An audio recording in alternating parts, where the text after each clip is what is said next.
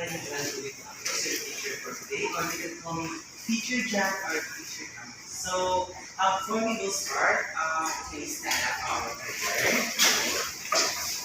Let us put ourselves in our presence of God.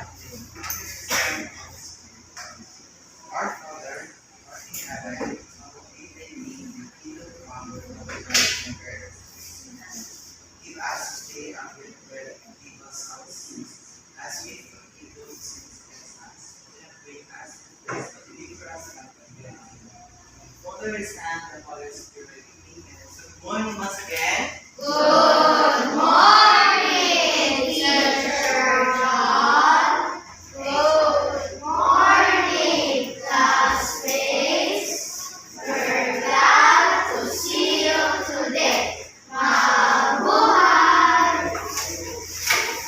So, before we start our discussion, let's first have an energizer muna para ma-energize tayong lahat while we are having our discussions. So, our energizer is very simple. So, ganito lang.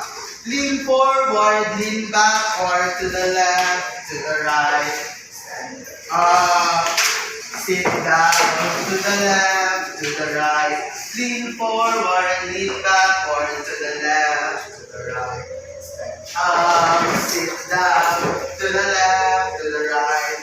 So are we good? Sige.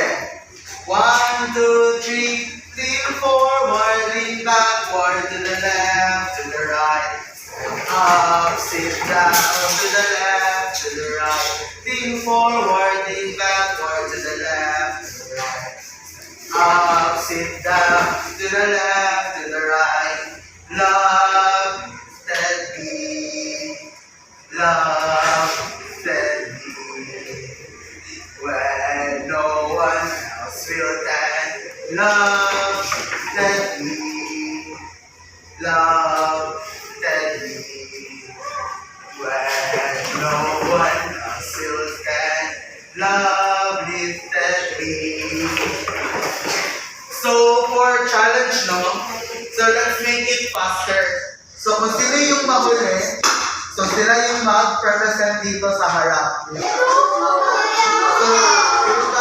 be good? Okay, let's make it faster. 1, 2, 3, lean forward, lean backward, to the left, to the right. Stand up, sit down, to the left, to the right. Lean forward, lean backward, to the left, to the right. Stand up, sit down, to the left, to the right. Love, steady. Love, steady. When no one else you can. Love, steady. Love, steady. Love, steady. When no one else you can. Love, steady.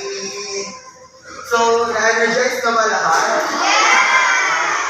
So now, let's proceed to Teacher Campos as we discuss our lesson for today. So, Teacher Campos. So, good morning once again. So now, I will discussing the indicator fitness. So, when we say indicator fitness, are measurement that help for us to assess your or our physical health or our well-being. So, next.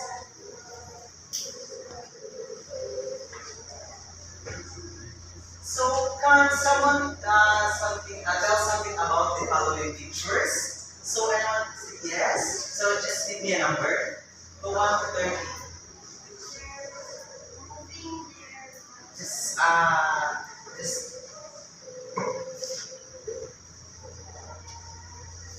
give me a number from 1 to 30. And,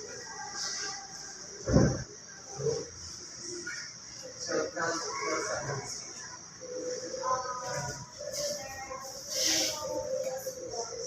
very good. So, another hand? Yes?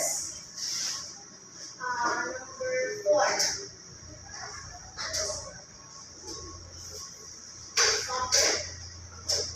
Yeah, very good. So, another?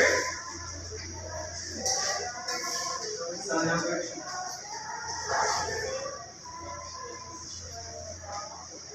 Very good. Another hand. Number 27.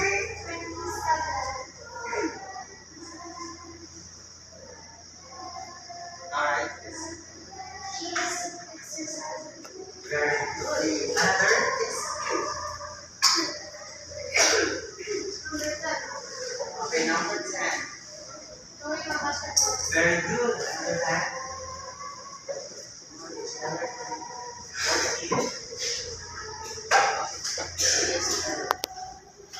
Very good.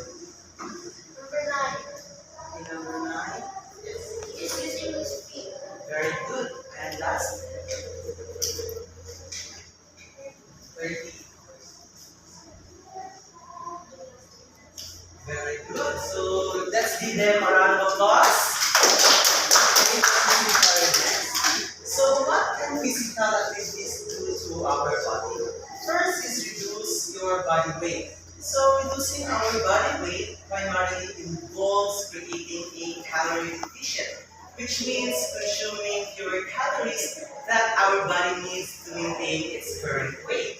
Next is relax your mind. So relaxing your mind is important for us or can help for us to reduce our stress, our mental fatigue, and also promoting a sense of calm and clarity.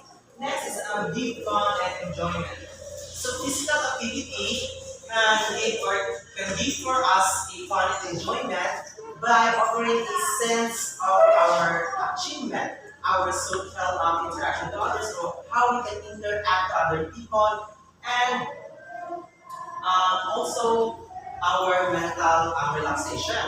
Next is develop stronger bone and muscle. So developing our stronger bone and muscles, which is involve a combination of our proper nutrition and also our regular physical exercise and our regular physical activity. Next is maintain regular weight. So being active and choosing our healthy food, it can help for us to maintain or achieve our healthy weight, and also we can feel more energetic and reduce our chance of having a health problem or a health issues. So what is fitness? So it is the ability to perform physical activities without being tired or tired easily. It has been proven that getting into sports and games can make one longer. So when we say fitness, physical fitness, which is it refers to our it refers on how well our body can manage or handle just like when we are exercising, when we are playing sports or any kind of movement in our body, and also doing everyday activities without becoming fatigued quickly or tired quickly. So we have health components and skills component. In skills component, we have agility, balance, coordination, speed, power, and action time. In health components, we have cardiovascular endurance. So cardiovascular endurance, this component of fitness, which is related to our heart, to our lungs, and also there is ability to supply oxygen to our muscles. So next is muscular endurance. So muscular endurance focusing on how long our muscles which can sustain our repeated construction. Next is a muscular strength. It refers to the maximum force of our muscles, which can generate, and also it's essential for everyday activities. It helps for us to prevent injuries while we are engaging our physical activity. Next is our flexibility. So it is about the range of motion of our body or our joint, and it's crucial for preventing injuries and also maintaining our functional movement. Next is a body composition. It refers to our composition of our fat, our muscles, and our bone, and other tissues in our body. And take note of this class. It's not just about weight. It's about how the weight is distributed to us, or it's how weight is distributed to our body. So that's the end of my topic or our lesson. So now I will give the floor to teacher Jordan. So, good morning, class. So, first, okay lang po. So, good morning, class. My name is Teacher Juros. So, what's my name? Teacher Juro. Very good. So, before we start our discussion, I want you to say hi on your seatmates. And kindly ask them, how are you? How do you feel today?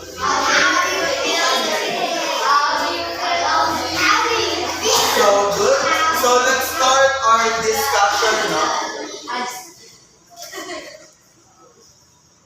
So our discussion for today is the health-related components. So first is the body composition.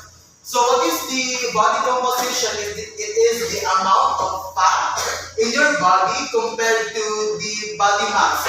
So does everyone know about the body mass index or the BMI? So I think it is new sa inyo no kung ano yung BMI. So BMI, it is the categorizing of our body kung saan tayo nabebelong if you are fit or normal or are we overweight or obese. So malalaman natin dito kung saan tayo nabebelong. So in conducting a BMI, so this is the formula of BMI. So, weight over height. So, in weight, kg, and in height is the meter. So, example for this is me. My weight is 100 kilos. And my height is 5'1". So if we convert it into meters, so it is 1.55 m.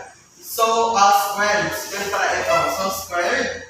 And also dito, so 100 kg, that is my kilograms. So 1.5 squared is 2.25. So 100 kg divided by 2.5 meters is equals to 44.4. So I belong dito sa obese because obese is 40 plus 40 and above yung BMI. So this is how you get your BMI. So next slide please. So the muscular endurance. Can we read everyone? Muscular endurance. The ability of the muscles to perform activities again and again for a period of time without getting fatigued.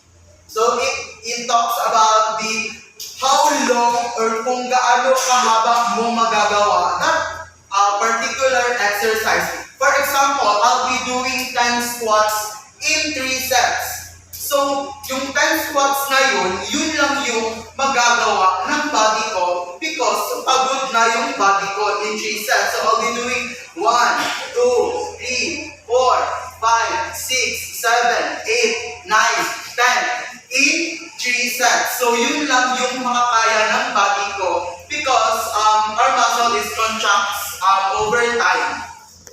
So next slide please. So the muscular strength, it talks about kung gaano kalakas or kung gaano kung gaano kalakas yung body na ma-exert natin. It talks about the force of our body. So yung force, it is the push or pull.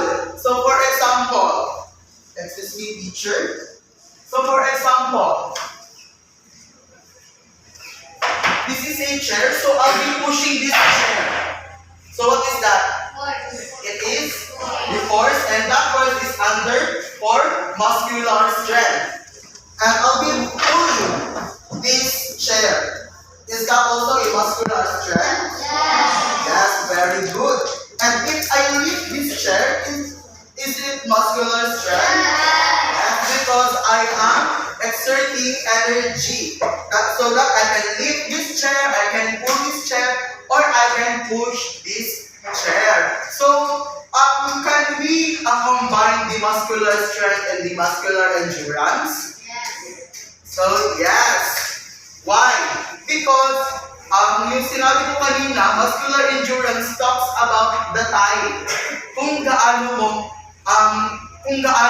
makakaya na gagawin yung exercise. And also this one, the muscular strength talks about kung gaano mo kalakas na ginawa yung exercise. For example, I'll be lifting this chair for 2 minutes.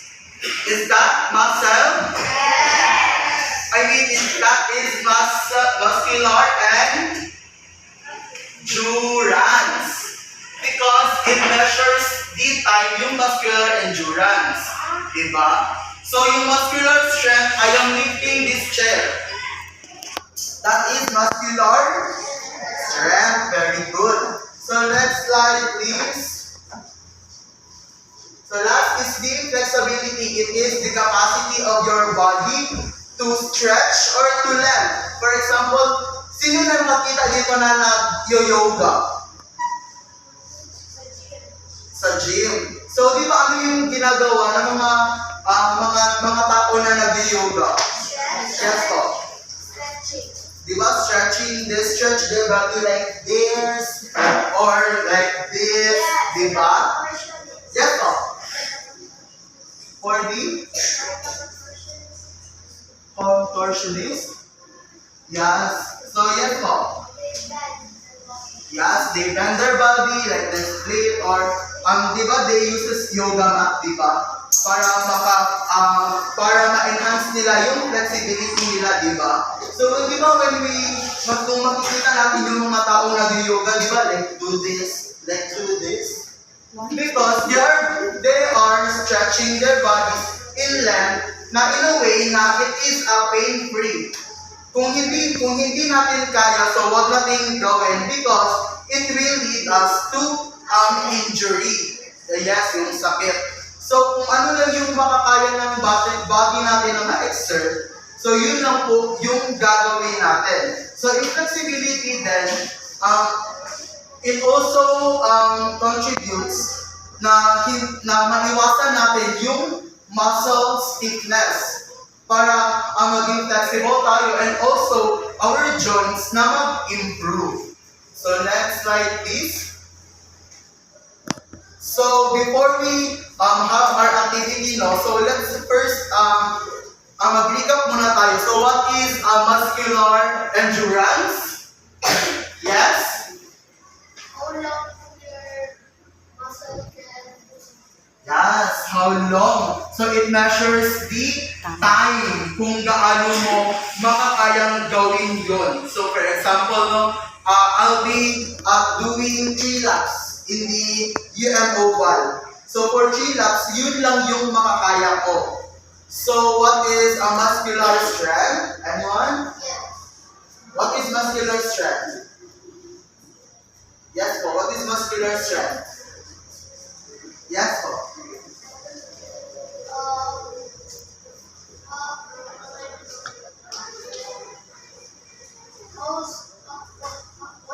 What your body can Yes, you're lifting your chair and that is also one of the example of muscular strength. So muscular strength pertains to the amount of force we exert. Like we're pushing, we're pulling, or we're lifting, di ba? Like we're using it every day.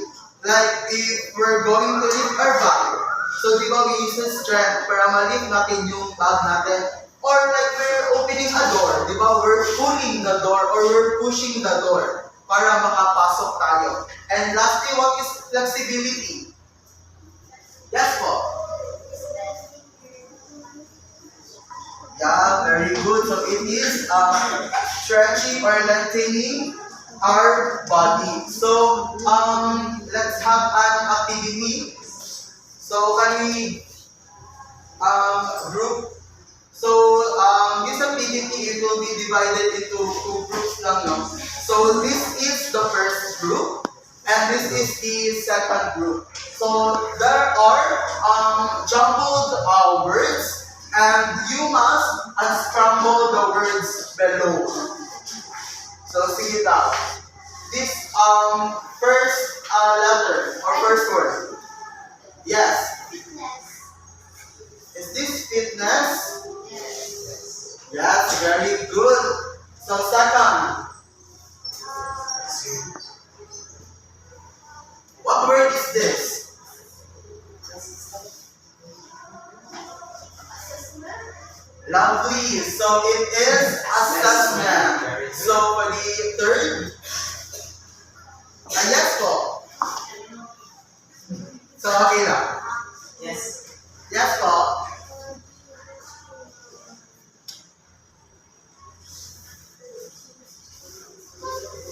Yes po. Cardiovascular endurance. Very good. So it is cardiovascular endurance. So for the fourth, yes. So it is muscular strength. Very good. So for the fifth one, it is the yes. Muscular. So perfect. It is muscular endurance. So for the sixth, yes, sir. So very good. It is what? Flexibility. So for the last number, yes, po. Yes. What? Body Body. So it is the body composition. composition. So thank you everyone for listening, no? And I hope you learned a lot today in our discussion. So thank you.